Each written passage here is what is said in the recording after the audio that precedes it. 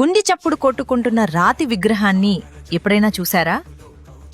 మనం నైవేద్యం పెడితే గుటకలు వేస్తూ ప్రత్యక్షంగా మింగేసే దేవుడి గురించి ఎప్పుడైనా విన్నారా? ఇది ఏ పురాణకాలపు కథో కాదు, కళ్ల ముందే కనిపిస్తున్న ఒక అంతుచిక్కని నిజం.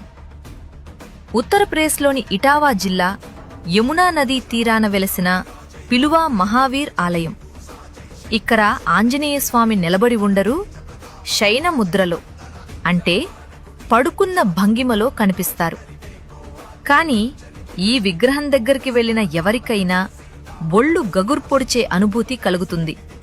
ఎందుకంటే ఈ విగ్రహం నిద్రపోతున్న ఒక ప్రాణమున్న జీవిలా ప్రవర్తిస్తుంది.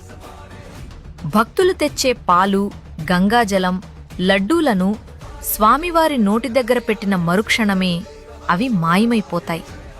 1 లీటర్ కాదు, 2 లీటర్లు కాదు, రోజు 100 లీటర్ల ద్రవాలను స్వామివారి నోట్లో పోసినా ఆ ప్రసాదం ఎక్కడికి వెళ్తుందో ఈనాటికి ఎవరూ కనిపెట్టలేకపోయారు.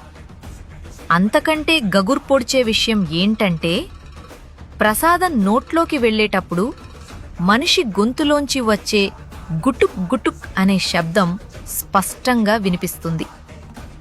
శతాబ్దాల క్రితం రాజా ప్రతాప్ రుద్రుడి కలలో స్వామి కనిపించి తన విగ్రహాన్ని వెలికితీయమన్నారట. రాజు ఎంత లోతుకు తవ్వించినా విగ్రహం కొస కనిపించలేదు. చివరకు స్వామివారి మహిమను గుర్తించి అక్కడే ఆలయాన్ని నిర్మించారు. విగ్రహం ముఖం దగ్గర చెవిపెట్టి వింటే ఒక జీవి శ్వాస తీసుకుంటున్న చప్పుడు వినిపిస్తుందని స్థానికులు చెబుతారు. సైన్స్కి అందని ఇలాంటి రహస్యాలు భక్తికి, విశ్వాసానికి సరికొత్త అర్థాన్నిస్తాయి. ఈ అద్భుతాన్ని మీరెప్పుడైనా ప్రత్యక్షంగా చూడాలనుకుంటున్నారా? కామెంట్స్లో చెప్పండి. జై శ్రీరామ్, జై బజరంగబలి.